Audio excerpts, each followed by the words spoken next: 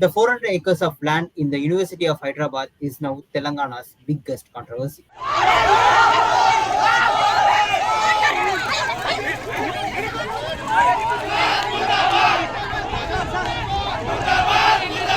Students and activists are protesting, but police crackdowns continue. At the heart of the issue is Telangana government's decision to hand over the land for IT development. Bulldozers have already started clearing the green cover, which is home to peacocks, deer, and hundreds of species. Despite public pushback, the government is unwilling to back down. The issue has reached the Telangana High Court and it has passed a stay order now. But petitions argue that this land is not just an empty space, it's an ecologically rich area that qualifies as a deemed forest. One of the key voices leading this legal battle is Dr. Babu Rao, a renowned environmental scientist and activist. Today, we speak to him about why this issue matters, what's at stake, and what the government is not telling us. Hi, sir. Welcome to the Federal.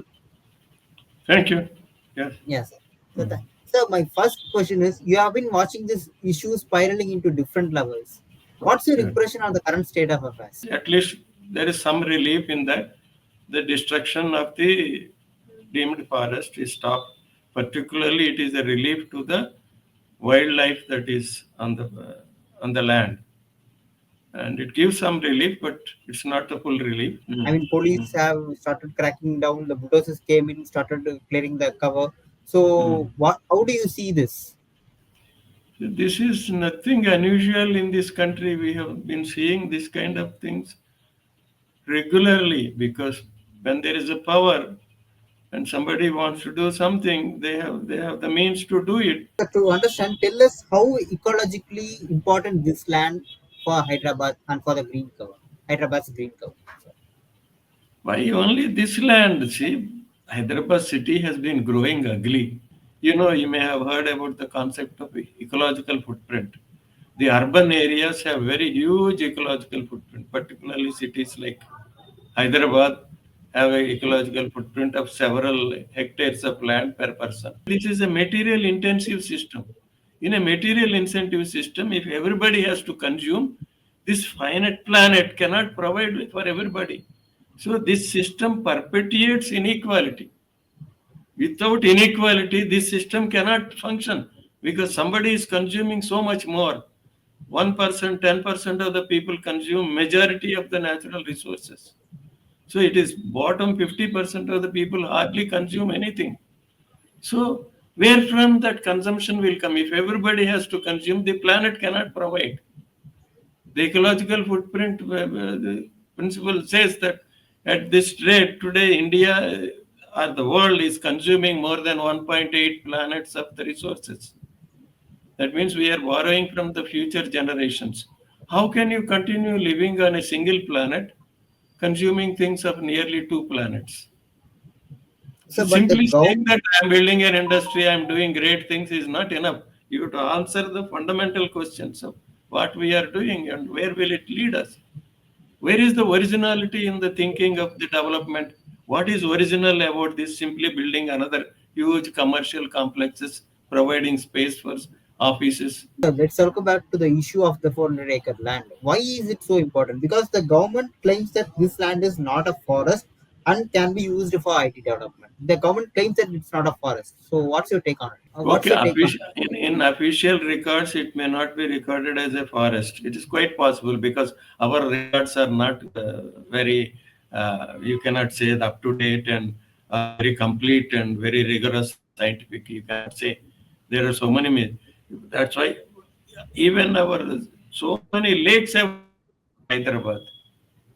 Lakes are not lakes only. Why they have become constructed areas? Why universities have come up in areas?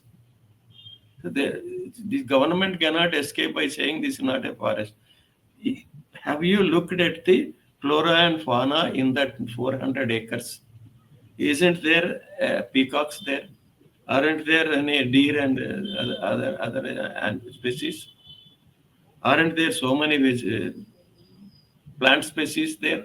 724 different plant species are there.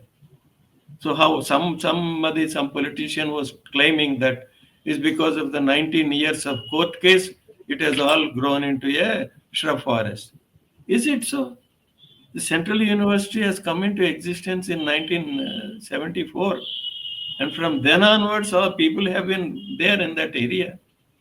They have been watching that. It is not something that suddenly happened.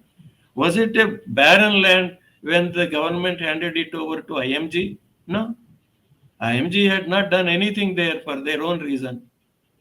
So when it was taken away by the subsequent government because of the political change, they withdrew that. So if it is not declared as a forest, doesn't mean that it doesn't have an ecological system.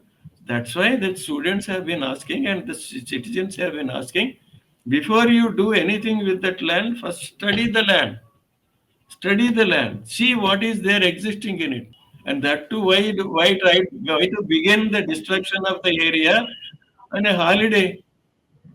On a holiday when the court is not accessible to people, why the government should resort to such tactics? When the land is yours, when the power is in your hand, you can deal with it in a proper way.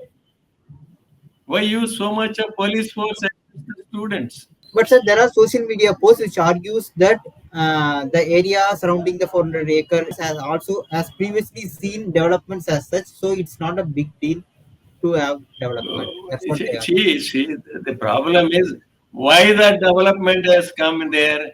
It is the government which has an eye on the land and it has been taking away from the university regularly for this immunological something, for some Gachibowli stadium something, some for triple IT something. Okay, triple IT is in another academic institution, it is acceptable.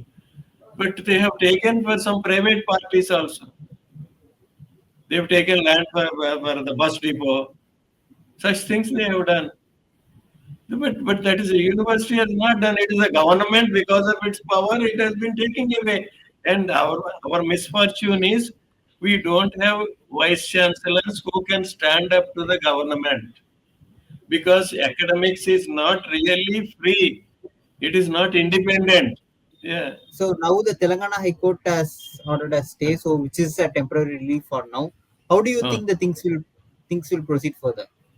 This is only a small relief that they cannot continue to destroy the land, that area, and it will be made temporary relief. But what is the final judgment? That is important. That is important. Supposing if the High Court says no, you should not do it, will the government stop there? The government may go to Supreme Court also if they are bent on. It depends upon the attitude of the government and what they think is real development.